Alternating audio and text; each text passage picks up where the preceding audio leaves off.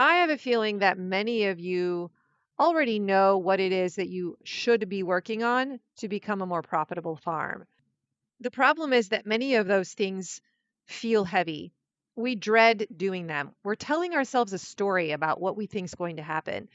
Dread has a grip on us. And today I want us to walk around this feeling of dread and talk about how to overcome it. Let's dive in.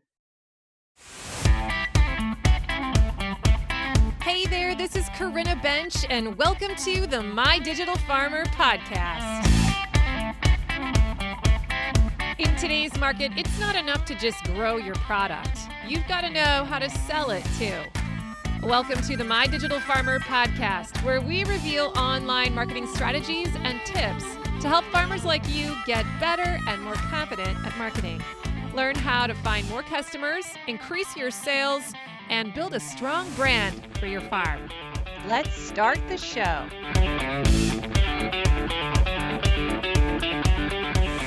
Well, welcome to episode 372 of the My Digital Farmer podcast. I am your host, Corinna Bench, one of the farmers at Shared Legacy Farms out in Elmore, Ohio. I'm also the founder of MyDigitalFarmer.com, which is all about trying to help other farmers like you get more confident in your marketing and sales strategy so that you can grow a profitable business. How's everyone doing today? Welcome back to the show. Big shout out to all of you who listen every week. My super fans, welcome. I'm really glad you're here today. Make sure you subscribe to the show if you haven't already. And if you need some help learning the marketing lingo and just get onboarded into what we talk about here, I recommend you go check out my first 10 episodes because I actually strategically designed them to be listened to in that order many years ago when I first started the podcast because I wanted to give you a basic foundation of some of the concepts that would come up over and over again in future episodes. So go do that. You could also get on my email list because when you do that, I'm going to send you a weekly email telling you about what the podcast is for that week. I'm also going to send you some very intentional emails that I designed for my brand new audience. They jump into your inbox roughly every 5 days for about 2 or 3 months, and they're going to walk you through the basic foundational principles of marketing. I'm going to point to prior episodes, teach you the key things you need to know first, show you influencers you should be following, give you some freebies, really good tips. That's another great way to just get some free marketing education. So that's something you can get by subscribing at mydigitalfarmer.com/subscribe. Today's podcast is sponsored by my friends at Local Line. If you run a CSA, sell direct or wholesale, or manage all three, summer is when it all happens at once. Packed markets, weekly CSA boxes, and a harvest that keeps coming. Local Line helps you handle your busiest season with less stress and more control. In 2025, farms and food hubs using Local Line grew their sales by 33%, with average order values up 31%. That's real results across operations of all sizes on the platform. Local Line brings everything together in one platform: CSA management, wholesale ordering, automated inventory, box builder, and POS. Run all your direct channels from the same place, whether that's your CSA, market sales, a farm stop, or a food hub.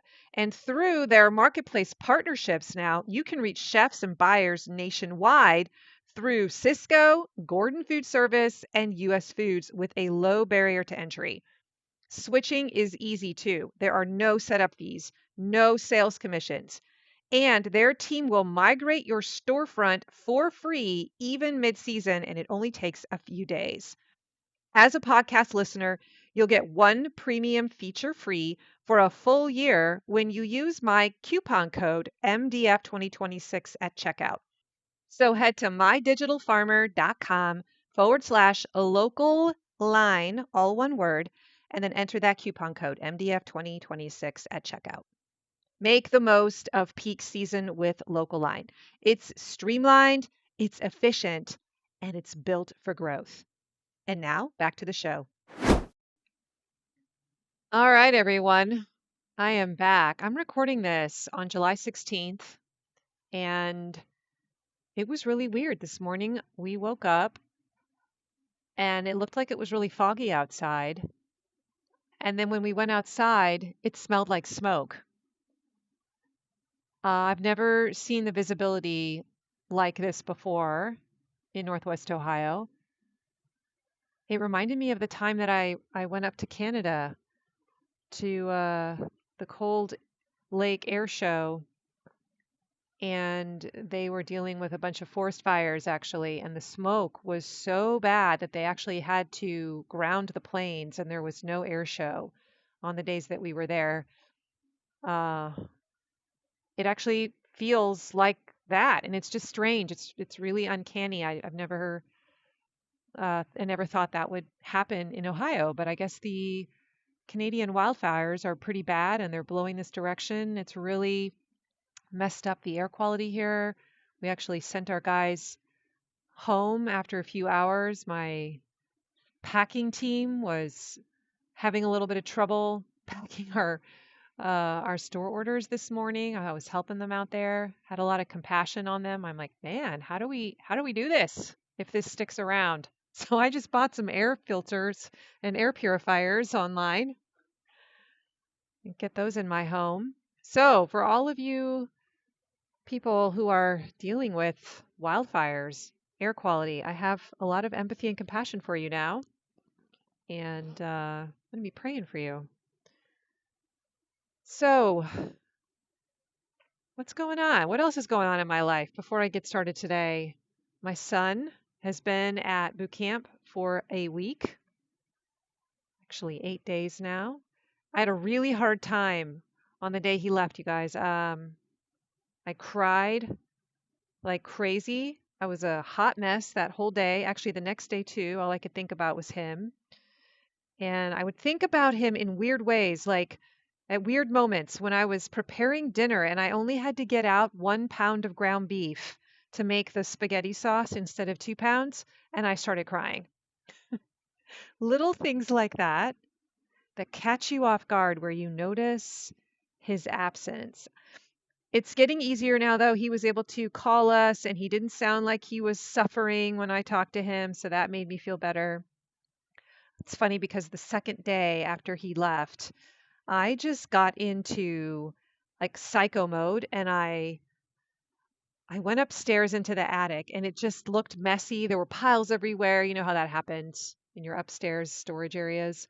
And I just decided I needed to start cleaning up.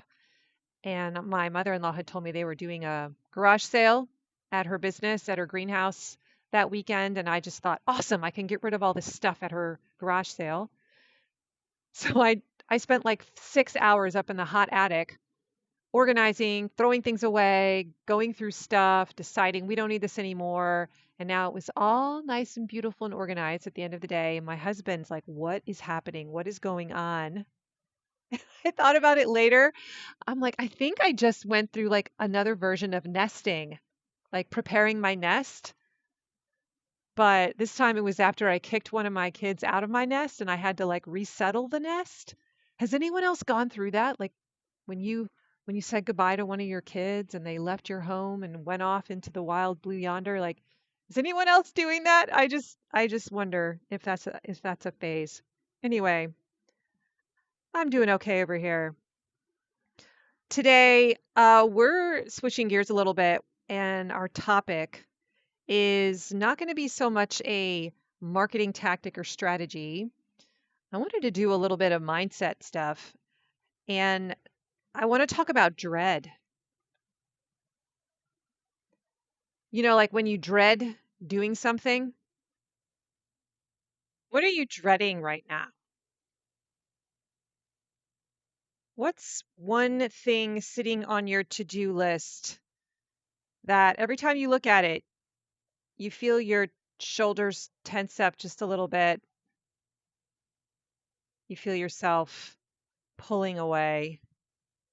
You know the one. You see it on your calendar and you think, ugh, I really don't want to do that today. But at the same time, you sense it's important to finally get done. Maybe it's writing your weekly email, or finally making that sales page, or launching that new product, or planning a really big promotion that has the potential to turn things around for you. Or maybe this one comes up for me. It's having a difficult conversation with one of your employees. Today, I want to talk about dread because over the last few weeks, I have noticed something about myself, and I've been kind of walking around it, become aware of it, studying it, journaling about it. And I have a feeling that if you are an entrepreneur like me, especially if you're trying to grow your farm business, you've probably experienced this too. Here's one of the things that has come up for me in the last week. Uh, Marketing asks us to do uncomfortable things, doesn't it? All the time. Just when you've mastered something, a new uncomfortable thing comes along. Marketing asks us to sell, to put ourselves out there, to make offers that we're not sure are going to work, to try something we've never done before, to risk hearing a no, to risk looking foolish, or at least that's what we tell ourselves, to launch something that might flop and not work out after you've put a ton of time into it, to write emails that people never open. I hear that one a lot. To make a reel that only 12 people watch. It asks us to leave the familiar tasks that are comfortable and we know how to do, and go and do something that feels new. And every time that we do that, there's this feeling that shows up. And that feeling is dread. Now, here's what I think is so interesting. Most of us assume that if we dread something, that feeling must be telling us something true. Maybe this is really a bad idea. Maybe this really is too hard. Maybe I really am not ready. Maybe I really shouldn't do this, right? But over the last few weeks, as I have been going through a couple of scenarios, I'll be sharing them with you in this podcast, that have caused me to dread and to delay and to not take action. I've started wondering, what if dread is lying to us? Or maybe that's too strong of a word. What if dread is simply telling us a story? And you and I have forgotten that stories aren't always true. So let me tell you what happened. We've been working here at Shared Legacy Farms on a brand new beta test program that we're launching starting August 7th. It's called The Farmer's Bag Toledo. I literally came up with that name a few days ago. That was part of what I had to do as part of this project, is come up with the entire promotion, figure out what we're going to name it, build a sales page, build the emails, build the offer.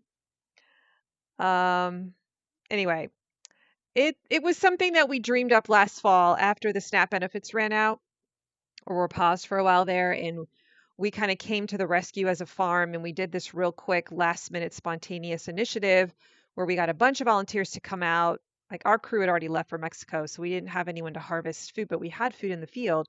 So we just organized a bunch of volunteers to come out and harvest all this food, and they all packed it up into bags, and we brought it to people in Toledo who were in need of food, and we just passed out bags of food. We did it like 3 different times. And it was so well received and it created all this energy. And we're like, why aren't we doing this more often? And so it spawned this idea that we've been sitting on and spinning on all winter long. What if we could make local organic produce accessible to families in Toledo like that on a regular basis by creating essentially a lower cost membership where people get to choose what goes in their bag? So, like a choice CSA market style, but that would be subsidized. And so we spent a lot of time this summer. We had a foundation that ended up supporting us. We're basically growing the produce.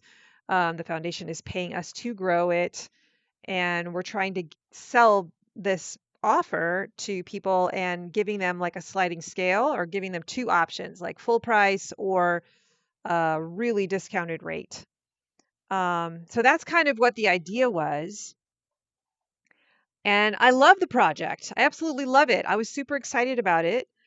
I believe in it. I think it has the potential to make a real difference. And I think it actually could spawn a whole bunch of satellites.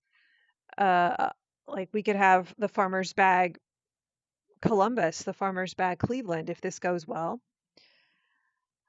So when it came time to actually work on this project, though, like I said, we'd been sitting on it all winter.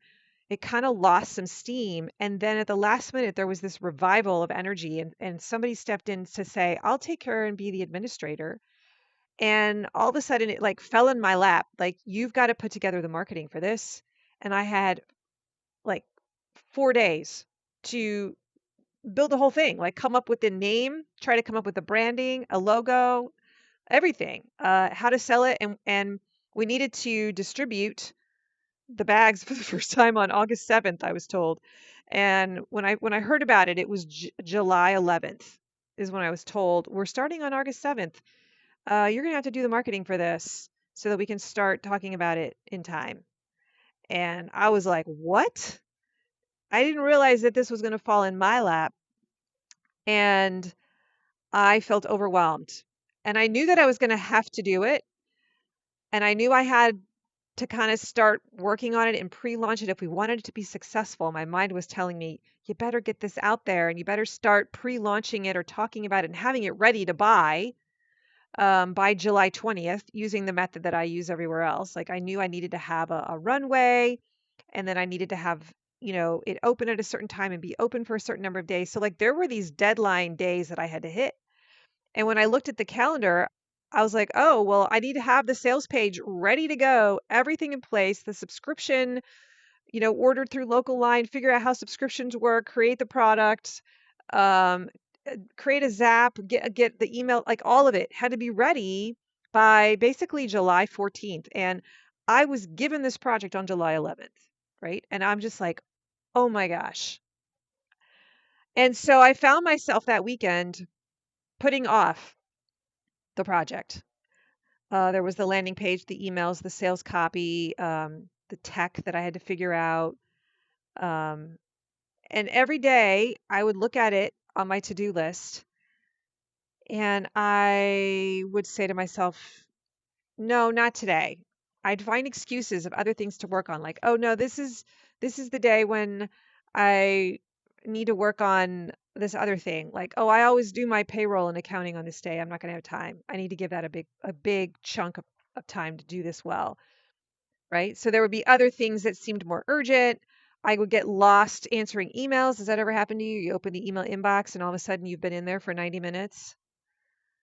I would organize something. Oh yeah, I actually went up and organized my closet, or the attic that I was just telling you about. I spent a whole day doing that.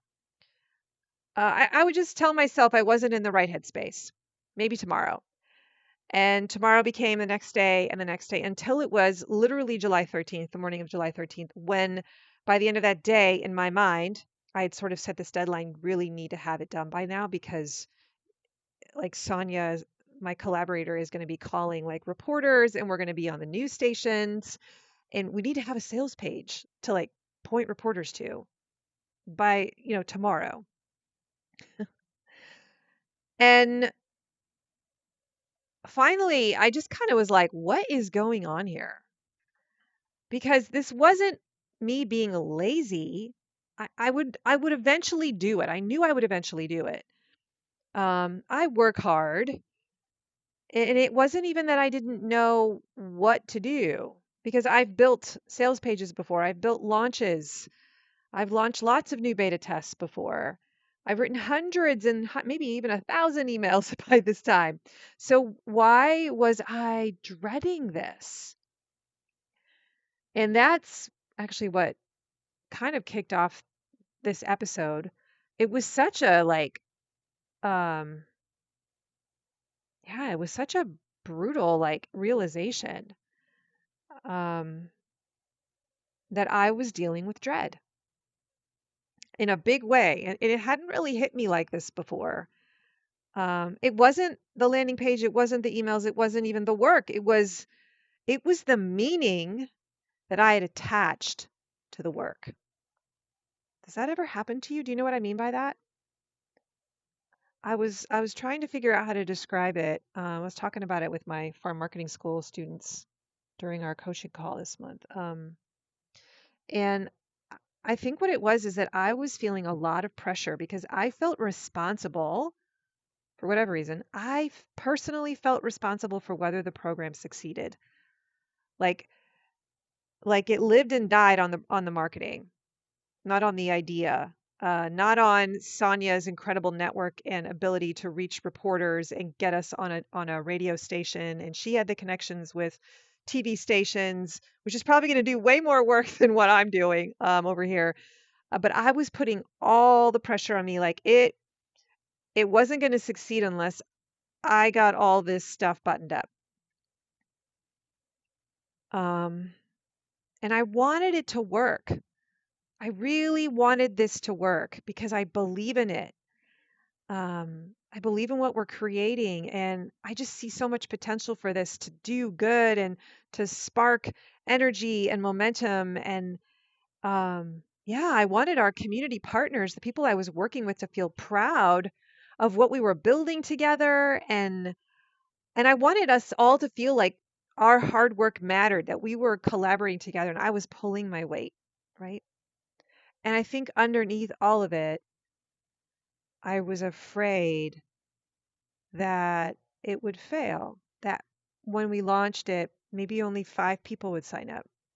And so there was this little voice of, what if it doesn't actually attract customers? What if it doesn't work?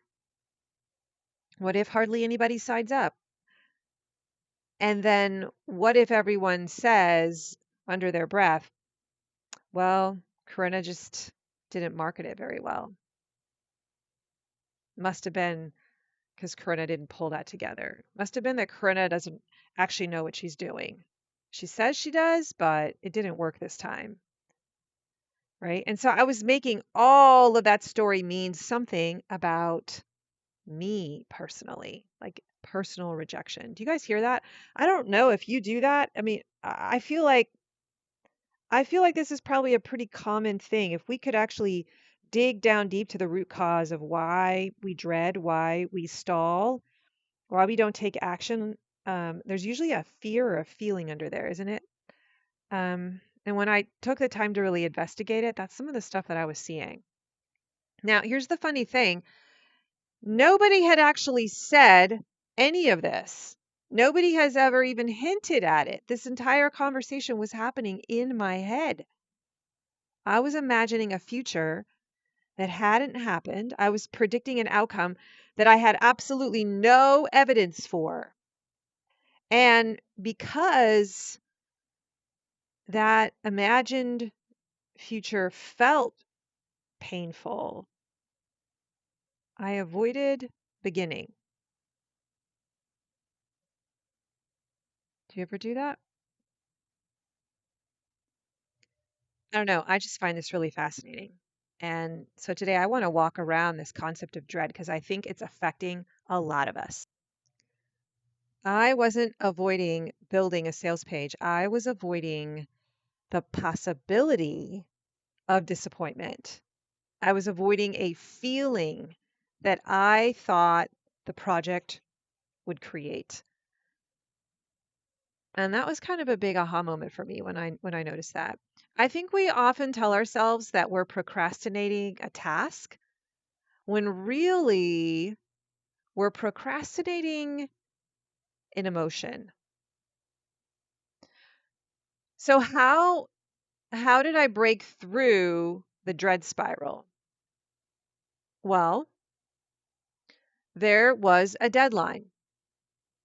I had to start promoting that product by July 20th.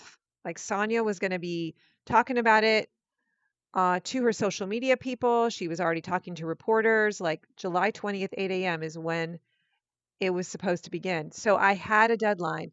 And so that forced me to finally block off an afternoon and just get started. So on July 13th, 7 days before, I literally said to myself, just sit down and start. Just work on it for 2 hours. I gave myself a 2 hour window. I'm like, let's just try to do the basic. It doesn't need to be super fancy. Doesn't even need to be like the kind of sales pages that you teach about in farm marketing school. It just needs to be good enough. So give it a 2 hour container. And I sat down and I began. And that seemed to give me a little less pressure. And I was like, okay, it doesn't have to be amazing. And do you know how long the whole project took? Because I did eventually finish it. And you know what? It was an amazing sales page by the end of it. You know how long it took? It took me 4 hours. That's right, 4. And I was really proud of it. Like it's a beautiful piece of work. And when I finished, I was really reflecting. I felt so relieved, first of all. And then I was reflecting on, wow, what just happened? Because I made this out to be a huge mountain in my mind. And it wasn't nearly as difficult to climb as I had imagined. I mean, it wasn't a breeze. I had to I had to give it some attention and I was a little discouraged halfway. I'm like, "Oh, this feels a little heavy." But you know what? 4 hours isn't too bad. That's actually about right. That's how long these things take. And so as I reflected on that experience, I asked myself this question, and I want you to ask yourself this question. How many of the things that I have dreaded in my life, the things that I put off and avoid and find ways of not doing, how many of those things have actually become a doorway to something really cool, something new, something life-giving? I want you to think about that. How many things have you dreaded that ended up changing the course of your business in some significant way? Like maybe you launched a new value-added product and it really helped you turn a corner. Maybe you hired your first employee. That's a common one. The first time you went to the farmer's market and you were super nervous about it, but you did it anyway. The first time you raised your prices and you were freaking out, but you did it and it was a great decision, right? How many of those things felt terrifying beforehand and you questioned yourself, but then they were obvious afterwards? That question has been rattling around in my brain ever since. And it led me to an observation that I want to share with you today. I think I have this theory now that dread is a storyteller. I want you to think about what moments of dread do. Dread dread starts narrating. This is going to take forever. You're probably going to fail. This isn't going to work. People aren't going to buy. You don't know what you're doing. This is going to be exhausting. You're going to look weak like a failure when it flops. You're going to be exposed as a fraud, as someone who doesn't actually know what they're doing. Sound familiar? Do you ever say any of those things to yourself? Fill in the blank. I mean, you probably got another phrase. And I want you to consider this. Many of us don't realize that those little phrases rolling around in our head, they're just stories. We experience them as fact. We don't stop and ask, hey, wait a minute, where's the evidence for any of that? We just believe the narrator. Now, I want to put on my science nerd hat on for just a minute because understanding what's happening in our brains has actually helped me with this concept of dread and stop taking it so personally. Your brain is constantly trying to predict the future. That is one of its primary jobs. Every second of the day, your brain is asking questions like, is this safe? How much energy is this going to cost me? Could this hurt me? Is this familiar? Is there risk here? And when your brain doesn't know the answer, it will fill in the blanks. It makes a prediction. From an evolutionary standpoint, that's actually efficient. That's brilliant. Thousands of years ago, predicting danger helped keep us alive. But today, our brains often react to any kind of emotional discomfort the same way they once reacted to a physical danger.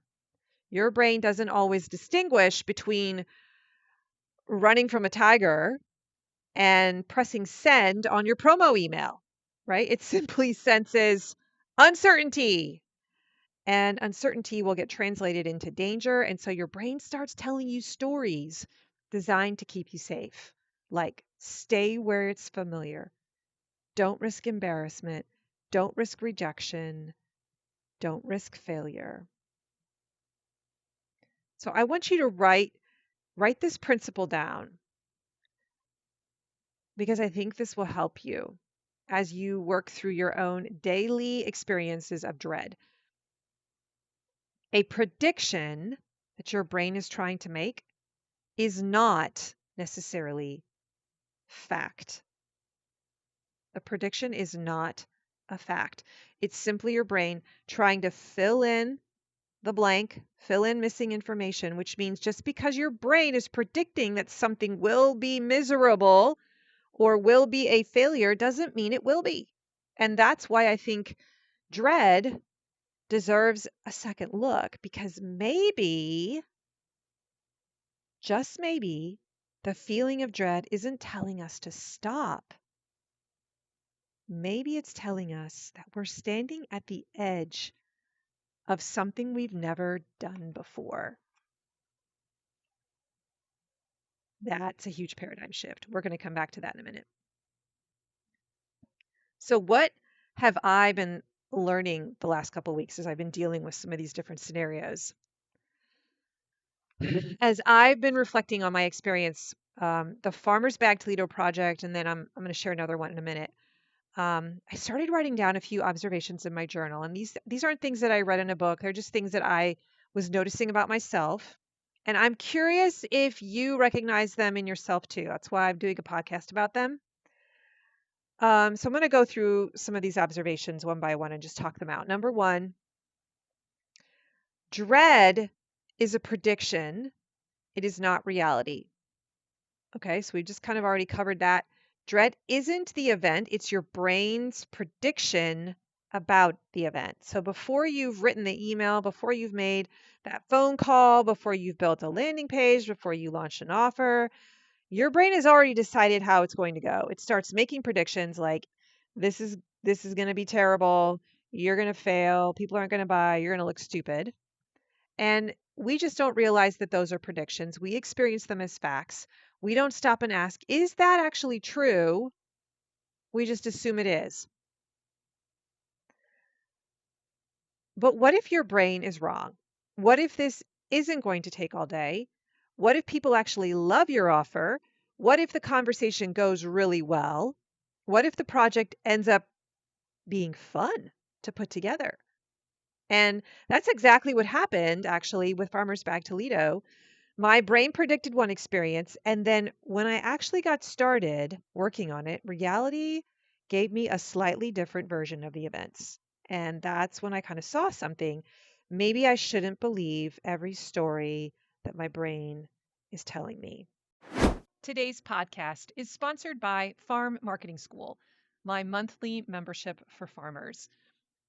Before we dive back into the episode, I want to speak to a very specific kind of farmer for a second.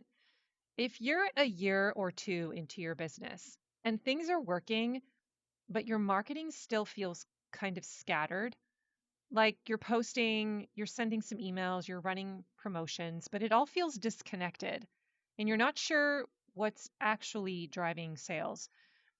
I just want to say that's not a lack of effort. That's just a lack of structure. Because most farmers don't need more ideas. What they need is a system that connects everything together. And that's exactly why I built Farm Marketing School. Inside, I teach you how to actually design your marketing so that it works like a machine, a system, not a bunch of random tactics. We map out your full customer journey. We build your email engine. We create intentional promotions and product pathways. So your marketing starts handing off from one piece to the next like a relay race instead of you running every leg yourself. And we do it through 30-day project builds. So you're not just learning about marketing, you're actually finishing things. You're actually building the marketing assets in your marketing machine, your sales funnel, your promotions, your lead magnet, your weekly email rhythm, all your marketing assets. And that's when the shift happens. Marketing starts to feel lighter. The flywheel starts to spin. Sales start to feel more predictable. And you finally feel like, okay, I'm on the right track. I know what I'm doing. If that's what you've been longing for and what you've been missing, then I want to invite you to join Farm Marketing School just for a month. Come inside and see what it's all about. You can learn more at mydigitalfarmer.com/FMS. And now back to the show.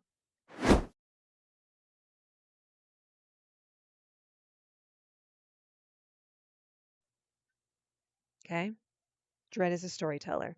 Observation number 2 that I wrote down here is that we often confuse something being difficult with something being uncertain. So I kept telling myself, I don't know if you do this when you come up against dread, oh, this project is going to be so hard. Do you ever say that? It's going to be so hard. But was it actually hard? I mean, objectively, if I zoom up and look at the things I literally had to do the job, was it hard? No, it was just a series of very specific tasks that I had to complete. And I just had to go through the actions of doing them. It's just that it was unfamiliar tasks. And those are two very different things. So I want you to think about the first time you ever set up your market stand, the first time you hired an employee, the first time you tried to get a florist to buy your flowers, the first time that you raised your prices significantly, right? None of those things ever felt easy the first time you did them. But were they, objectively speaking, actually difficult to do? Or were they just things you had never done before? And so they felt heavy. I think our brains lump the two together. New equals hard, unfamiliar equals dangerous, but they're not the same thing. Sometimes the task itself is actually pretty simple to do. It's just our lack of familiarity that makes it feel like it's heavy. And the more we do it and repeat it's actually not heavy after you've done it a few times. And there's something really freeing about recognizing that, because if the problem is just unfamiliarity, then the solution isn't confidence. The solution is just repetition, having more reps. Every time you do the thing, it's going to become more familiar. And as it becomes more familiar, your brain is going to stop treating it like a threat. I've been coaching this to my son as he's been going in boot camp. I'm writing him every day, and I'm just sort of mentally coaching him through this, like, hey, everything is feeling new to you. Your brain is having to learn a lot of stuff. And that's, I mean, it is literally a little difficult for you to learn a new skill, but it's feeling more difficult because it is brand new and you haven't practiced it enough. But the more you practice this thing, it's going to start feeling lighter. It's going to start feeling more familiar, and so it won't be as heavy. Observation number 3, action is what shrank the dread for me. And I've seen this over and over again. Action shrinks dread. When you think about it, thinking feeds it. I don't know about you, but I've noticed that dread really grows well in isolation. The longer it sits on my to-do list, the bigger it becomes in my mind, like this huge mountain. It's like my imagination starts adding layers to it. Now it's not just a phone call. It's a phone call. It's going to be awkward. It's going to take forever, and they're going to say no, and I'm going to have to call 20 people to find my yes, and I'm going to have to really convince them, and it's going to feel icky, and it's not going to be fun, and so on and so forth. Have you ever done that? You build this whole movie in your head, and you haven't even like dialed the phone yet. So this happened. This is the other scenario that happened to me that spawned this episode. I am the leader of my church's women's midweek Bible study ministry. And there's like 75 to 100 women that come every Thursday morning for 2 hours. We have breakfast together. We have a speaker, and then we break up into small groups. And so I'm like the point guard. I oversee the core team, and I'm also the small group leader. So the person who was recruiting these people, I have to train them. I have to give them the questions every week. I just make sure they know what they're doing. I pray for them. Um, yeah, it's kind of a big deal. And so every year I have to hire or recruit new people to be small group leaders because there's always some people that don't sign up. And we're growing, we're expanding. And so I'm constantly having to spawn new groups and find new people to lead. And so I have to reach out to women and invite them to become small group leaders. And this is just terrifying for me for whatever reason, because it feels like a cold call, right? Like I just assume that people are going to say no. It's a lot like sales. And so this month, like we're starting in the end of August, so we're kind of organizing all this. We got to get this together. I had my list sitting on my desk. I knew the 4 women that I needed to call, my 4 new recruits, and I just kept walking past it. I kept coming up with excuses for why I wasn't going to do it. I'll do it tomorrow. I need a bigger block of time. And finally, I just outright admitted I'm scared to do this. I don't know what I'm going to say. Right. I was just putting it off. And so finally, it was 3 days before our core team was going to meet again, and they were expecting me to have this all buttoned up and have the team ready. There was a deadline.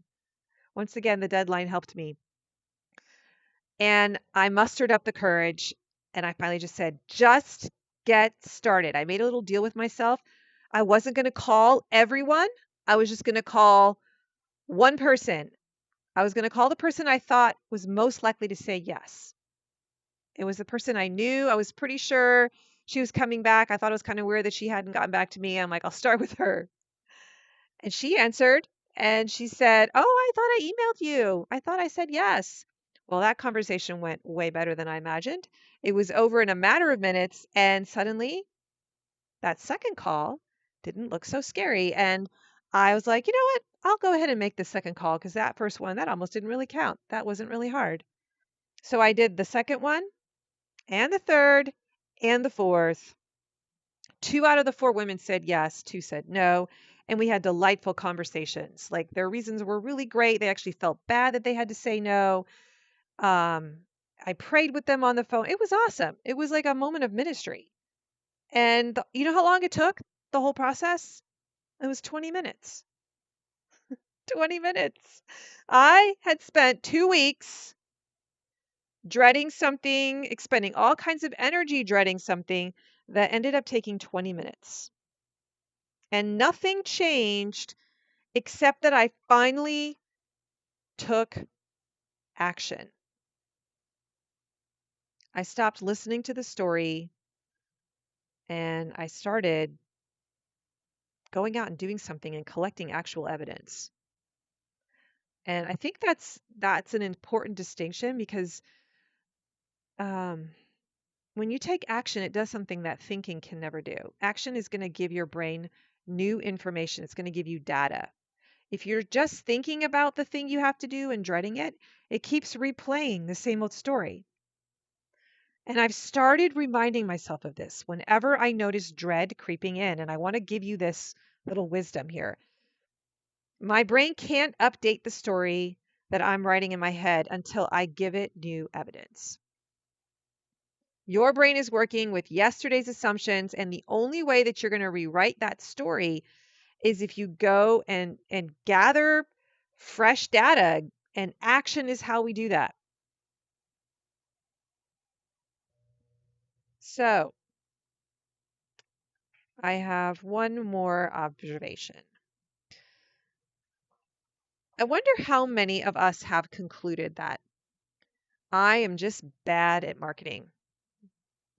Is that something that you tell yourself?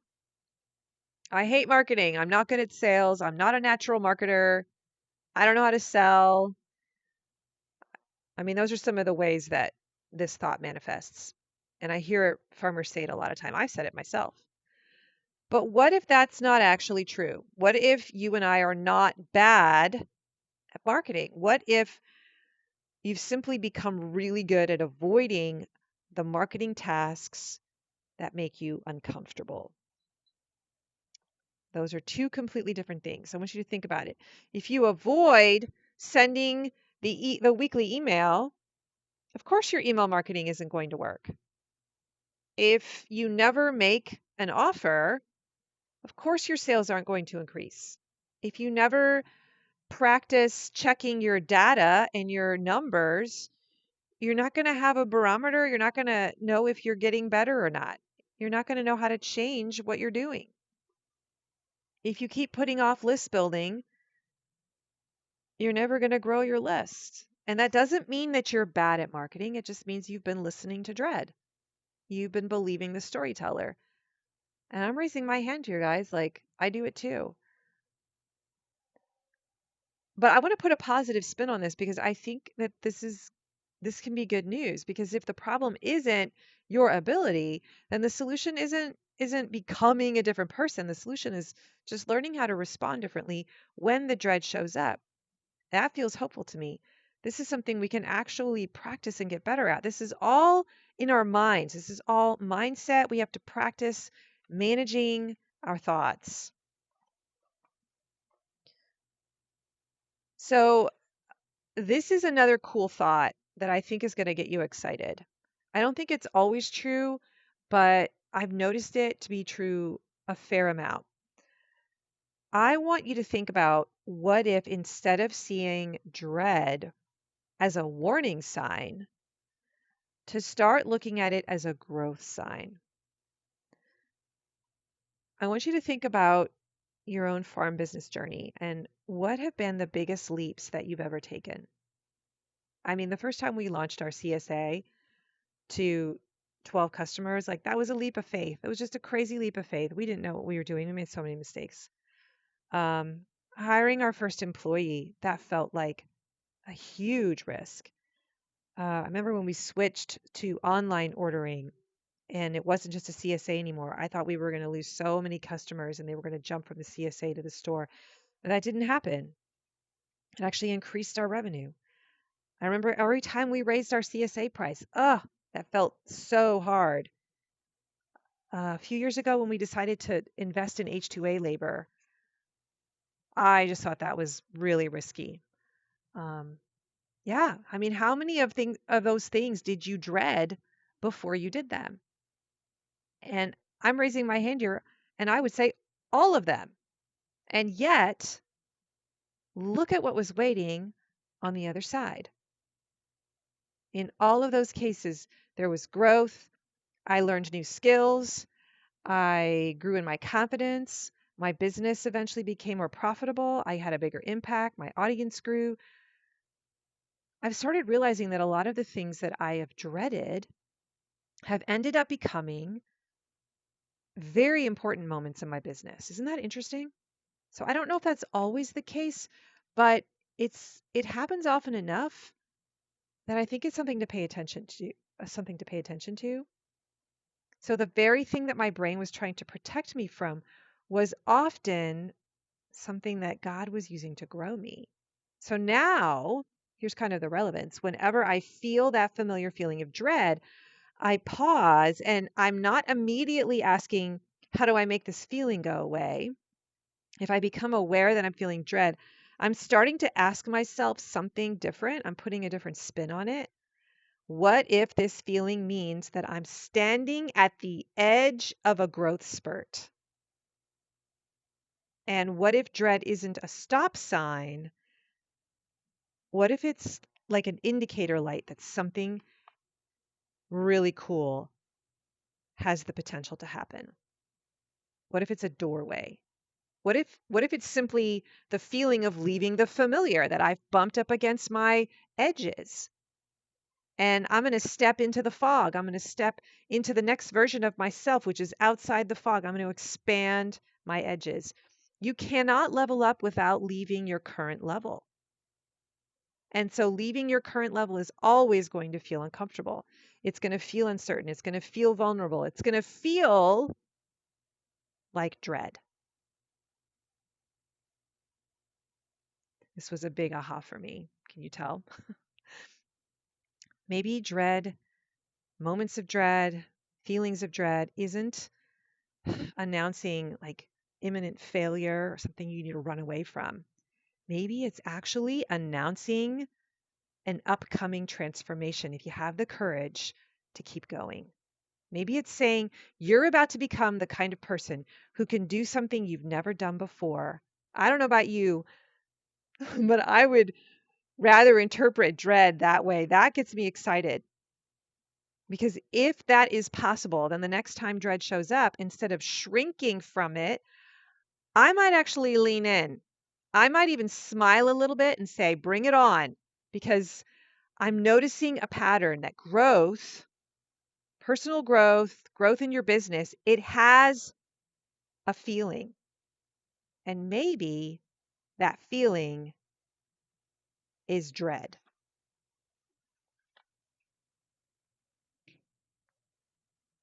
So, what do we actually do when dread shows up? I want to finish up with this. Because let's be honest, it's going to show up. If you are growing a business, if you're trying new things, if you're stretching yourself, you're not going to eliminate dread. And I don't actually think that's the goal anymore. I think the goal isn't to stop feeling dread. The goal is to stop letting dread make our decisions. Amen. So, here are 4 practices that I'm trying to build into my life because I want to deal with this because I feel like if I can deal with dread, so many more cool things are going to be possible for my business. I'm going to be able to deal with fear. I'm going to be able to manifest things I never thought possible. So, practice number 1, write these down. I'm going to challenge you to pick one and do it this week. Practice number 1 is question the storyteller. When I hear my brain say this is going to take forever, or this probably isn't going to work, or you're going to fail, I want to practice responding with a question like, really? How do I know that's true? What evidence do I actually have? What if there's another possible future story than the one I'm saying right now? Sometimes I even change the language. So instead of saying this is going to be hard, I'll say, my brain is predicting this will be hard. Or this is the story that my brain is telling me right now. Or I don't actually know how this is going to turn out. Or there are infinite numbers of ways that this could go. Do you hear the difference? That's all like switching your mindset, switching your thought, and it will change how you feel. It will change how you act.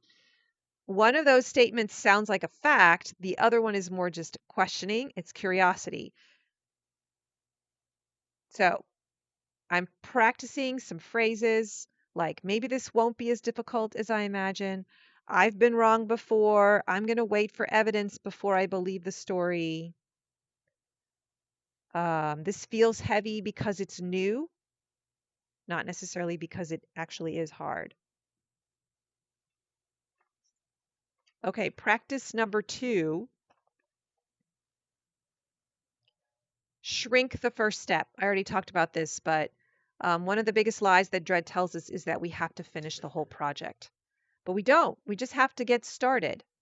With Farmer's Bag Toledo, I didn't have to um, create the entire launch. I just sat down and started writing the product description with ChatGPT.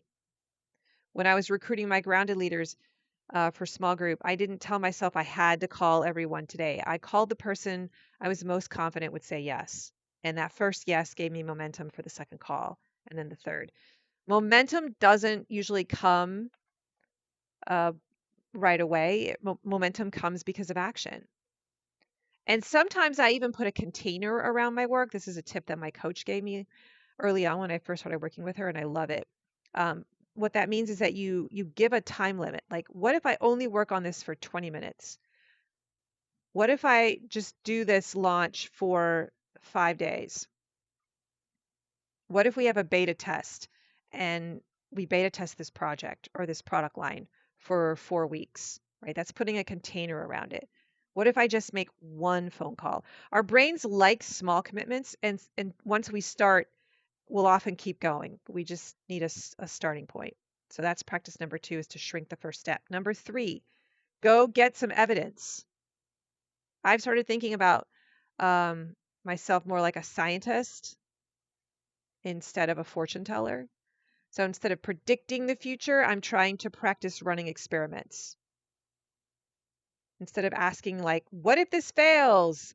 I am practicing using words like, what happens if I try? What data can I collect? What might I learn? What does the situation want to teach me? What lesson do I have to learn from this before I can level up? My imagination has never really been a very reliable source of data. Remember what I said earlier, my brain cannot update the story until I give it new evidence. And so action is how we're going to collect that new evidence, not overthinking, not worrying about it, not planning for the 10th time. We're going to do something. Practice number 4 is just to expect dread to show up. I think it's easy for us to believe that if I feel dread, something must be wrong.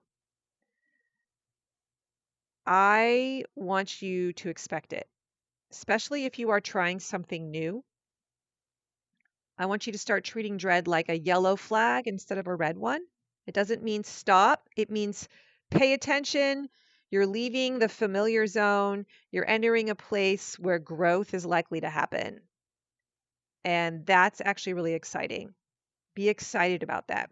I've noticed a pattern. These projects that I've dreaded the most, they become the things that I am most grateful for, that I'm most grateful that I did. And I want you to think about your own journey. I bet that if you made a list, many of your biggest breakthroughs have come wrapped in discomfort, because growth rarely arrives in the comfort zone.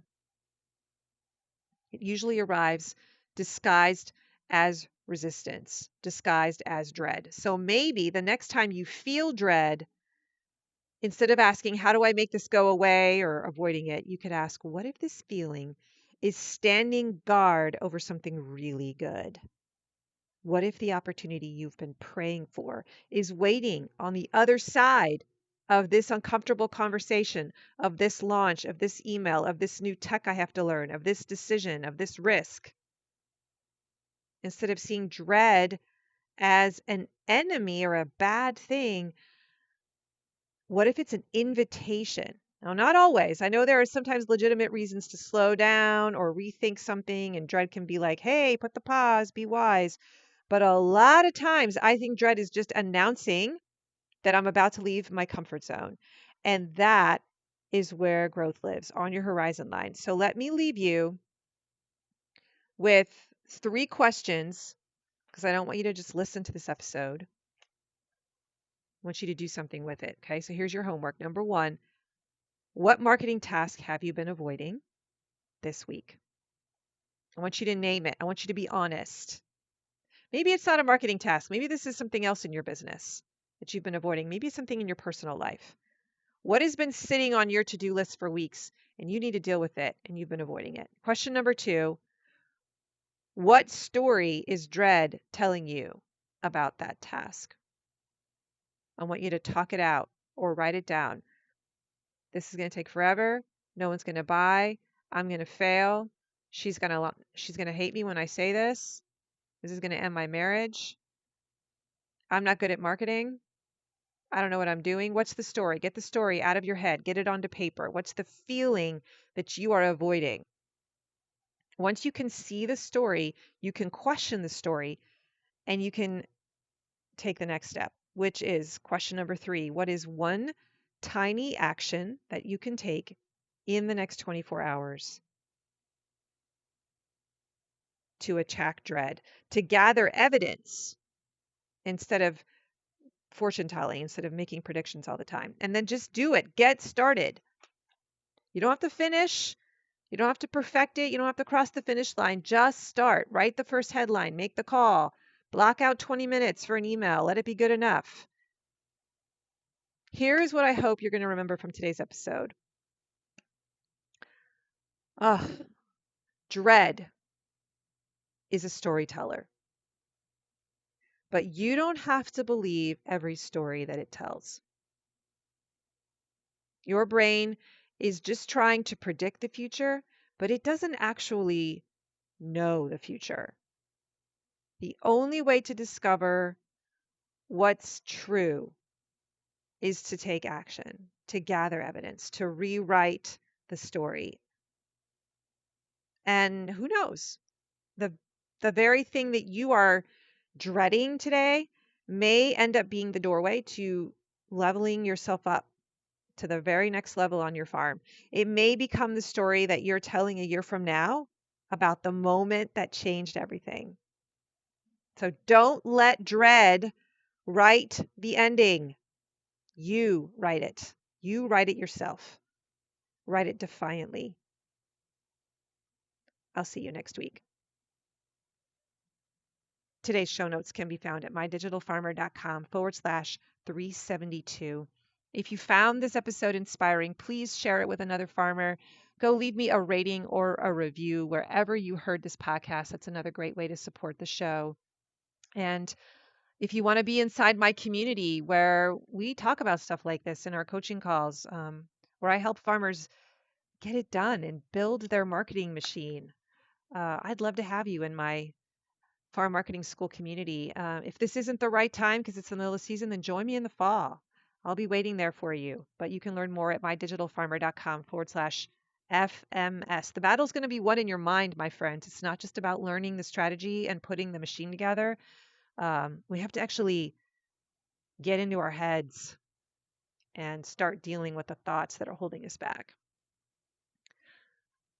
You can also get on my email list. If you aren't already, I'd love to be in your inbox every week and let you know what I talked about on the show.